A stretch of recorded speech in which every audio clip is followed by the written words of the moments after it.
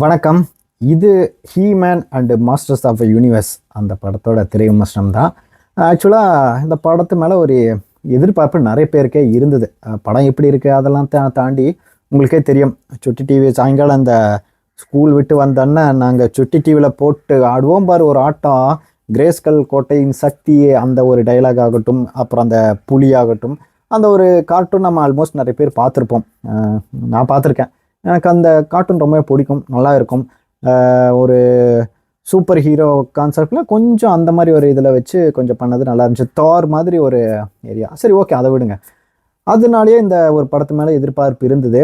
இத்தனைக்கும் ட்ரெய்லர் எல்லாமே நல்லா தான் இருந்தது. நல்லா அந்த விஷுவல்ஸ் எல்லாமே கொஞ்சம் நல்லா இருந்தது. சரி, ஓகே, படம் பார்க்கலான்ட்டு புக் பண்ணி நான் இத்தனைக்கும் வாண்டடாக தமிழில் தான் புக் பண்ணேன். எனக்கு இங்கிலீஷில் தான் சீட்டு நிறையா இருந்தது. பட் எனக்கு தமிழில் பார்க்கணும்னு தோணுச்சு. ஏன்னா அந்த டைலாக் எனக்கு முக்கியமாக கேட்கணுன்றதுக்காகவே நான் வந்து தமிழில் புக் பண்ணி பார்த்தேன். சரி, ஓகே, என்ன இருந்தாலும் எனக்கு இந்த தாரில் கடைசியாக லவ் அண்ட் தண்டர் பார்த்ததுக்கப்புறம் எனக்கு இந்த மாதிரி ஒரு சூப்பர் ஹீரோ அந்த அந்த அவங்களுக்குன்னு உலகம் அந்த மாதிரி விஷயத்தில் எனக்கு கொஞ்சம் பெருசாக நிறைய ஃபஸ்ட்டாக வரவங்களுக்கே தெரியும், நிறைய சூப்பர் ஹீரோ படங்கள் பெருசாக நமக்கு ஒர்க் அவுட் ஆகாத மாதிரி இருந்துச்சு. அந்த மாதிரி தான் இருக்கும்னு நான் போனேன். சரி, ஓகே, ஒரு நாஸ்டாலஜியாக ஒரு 2-3 சீன் மட்டும்தான் நமக்கு ஒர்க் அவுட் ஆகுன்னு பார்த்தா ஒரு கதை ஆரம்பிக்குது. ஃபஸ்ட்டு ஒரு 20-30 நிமிஷம் நல்லாவே அந்த அவங்க உலகத்தை காமிக்கிறாங்க. அவங்க உலகத்தில் உங்களுக்கே தெரியும், எலும்பன் ஸ்கெலிட்டன் வந்து இவங்க ஏரியாவில் இருக்கிற அந்த வால், அந்த கிரேஸ்கல் வச்சு ஒரு வால் கிரியேட் பண்ணியிருப்பாங்களே, அதை வந்து அடையணும்னு நினச்சி வந்து அட்டாக் பண்ணுறாரு இவங்க ஊரை. அப்போ சின்ன பையனாக இருக்கிறாரு ஆடம். அவரை காப்பாற்றிக்கிற ரேமன், அவங்களோட பொண்ணு, அப்புறம் எல்லாருமே சண்டை போடுறாங்க. ஒரு கட்டத்துக்கு மேலே அவங்களால தாக்கு பிடிக்க முடியாமல் எல்லாத்தையும் அழிச்சிட்டு போயிடுறாங்க. இத்தனைக்கும் அந்த வாழை பாதுகாத்துட்டு இருக்கிற ஒருத்தவங்க வந்து வாழை ஆடம்கிட்ட கொடுத்து சின்ன வயசுலேயே அந்த ஆடம் கொடுத்து வேறு உலகத்துக்கு அனுப்பிடுறாங்க. தப்பி தவறி நம்ம உலகத்துக்கு வந்துடுறான். வர வழியில் வாழை தொலைச்சிட்றான்.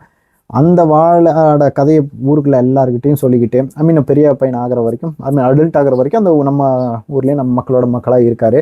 கடைசியில் அவருக்கு வால் கிடச்சதா இல்லையா, அப்புறம் அந்த யூனிவர்ஸ்க்கு திரும்பவும் போனாரா இல்லையா, போயிட்டு திரும்ப அவங்க எலும்பன் அவங்களெல்லாம் ஸ்கெலிட்டன் அவங்களெல்லாம் எப்படி துவம்சம் பண்ணாருன்றதான் மிச்ச கதை. இது நம்ம ஒரு இதில் ஒன்றும் ப்ரெடிக்ட் பண்ணுறது தான். பெருசாக இன்னும் புதுசாக பிளாட் ட்விஸ்டெல்லாம் அந்த மாதிரிலாம் வச்சுன்ற மாதிரில ஒரு நம்ம நிறைய எபிசோட்ஸ் போடுவாங்களே, அதில் ஒரு 1/2 மணி நேரம் அந்த மாதிரி ஒரு 2 எபிசோடை கம்பைன் பண்ணி பார்த்த ஒரு ஃபீல் தான். கொஞ்சம் எக்ஸ்டெண்ட் பண்ணி இந்த ஊருக்குள்ளே வந்தது வால் பற்றி கதை வந்து நிறைய பேர்கிட்ட சொல்லி பல்ப் வாங்குறது. ஃபஸ்ட்டு ஒரு 1/2 மணி நேரம் ஃபைட் ஆகட்டும். ரேமன் ஒருத்தர் பரல அந்த ஹெல்மெட் போட்டு பச்சை கலரில் ஒருத்தர், அவருக்கு அர்ஜுன் வாய்ஸ் கொடுத்துருக்காரு போல இருக்கு. நல்லா இருந்தது அவரோட வாய்ஸ் ஆகட்டும். எலும்பனுக்கு இந்த மயில் வாகனத்தோட தம்பி இருப்பார்ல சிங்கம் படத்தில், அவர் வாய்ஸ் கொடுத்த மாதிரி ஃபீல் ஆச்சு. அந்த 2 வாய்ஸ் தான் எனக்கு கொஞ்சம் ஃபெமிலியராக இருந்துச்சு. நல்லாவே இருந்தது டப்பிங். அர்ஜுன் அவரோட வாய்ஸு அந்த ஃபஸ்ட்டு ஒரு 1/2 மணி நேரம் அந்த சண்டை காட்சிகள் ஆகட்டும், அந்த எஸ்டாப்ளிஷ் பண்ணதெல்லாம் நல்லா இருந்தது. அதுக்கப்புறமும் படம் நல்லா போயிட்டுருக்கு. 1/2 மணி நேரத்துக்கு அப்புறமும் அந்த வால் வந்து தொலைஞ்சிருது. அவருக்கு எப்படி அந்த வாழை கண்டுபிடிக்கிறார் அந்த சீன் ஆகட்டும், அந்த ஊருக்குள்ளே நடக்கிற சின்ன சின்ன ஃபன் மூமெண்ட்ஸ். இது வந்து ஒரு கேர்ள் ஃப்ரெண்ட் டேட்டிங்காக போவார். அங்கே அந்த வால் பற்றி கதையெல்லாம் சொல்கிறப்ப நல்ல காமெடி நிறைய இடத்துல ஒர்க் அவுட் ஆச்சு. இந்த படம் மோஸ்ட்லி இந்த ரொம்ப சீரியஸான சூப்பர் ஹீரோ படமாக இல்லாமல் நிறைய இடத்துல சூப் மாதிரி இல்லாமல் ஓரளவுக்கு அங்கங்கே அந்த காமெடிலாம் நல்லாவே ஒர்க் அவுட் பண்ணி வச்சுருந்தாங்க. ஒரு சீரியஸாகவே கொண்டு போகிற இதிலே வரல. கிளைமேக்ஸில் அந்த மாதிரி ஒன்று வருது. நான் மற்ற இடமே எல்லாமே கொஞ்சம் ஒரு ஃபன்னியாக காமெடியாக தான் கொண்டு போக ட்ரை பண்ணியிருக்காங்க. வால் கிடச்சதுக்கப்புறமா ஆகட்டும், அந்த அந்த இடத்துக்கு போனதுக்கப்புறம் அந்த ட்ரெஸ்ஸு பற்றின கேள்விகள், அந்த வால், இந்த மாதிரி நிறைய அந்த ஃபஸ்ட்டு அவங்களே கற்றுக்கிறன்றதுனால ஒரு புதுசாக எஸ்டாப்ளிஷ் பண்ணுற மாதிரி தான் இருந்தது. மேபி அடுத்தடுத்த பார்ட்ஸ் இதுக்கு அந்த படத்துக்கு வரும்னு எதிர்பார்க்கலாம். அங்கே போனதுக்கப்புறமும் 2ஆம் பாதியில் புளியை காமிக்கிறது, அந்த ஏரியாவில் இருக்கிற அந்த ஒரு மெட்டல் ரோபோட்டோ அந்த ஒரு விஷயமாகட்டும், அது மாதிரி நிறைய இடத்துல அந்த கேரக்டர் எல்லாம் நம்ம நல்லா இருந்தது. அவங்க சண்டை போடுற விதங்களாகட்டும், அவங்களுக்கு பேர் வச்சு அந்த இடங்கள்லாம் கொஞ்சம் எனக்கு ரொம்பவே ஒர்க் அவுட் ஆகிருந்தது. அதை தாண்டி ஒரு இன்டர்வல் டைமில் ஒன்று ஃபைட் வரும். அந்த ஸ்பேஸ் ஷிப்லலாம் ஒன்று இது பண்ணிட்டு போவாங்க. அந்த ஒரு சண்டையும் விஷுவலாகவும் நல்லா இருந்தது. அதுக்கு முன்னாடி இந்த ஃபஸ்ட் டைம் அந்த வாளை எடுத்து அந்த கிரேஸ்கல் கோட்டையின் சக்தி அந்த சீனு பட்டாசாக இருந்தது.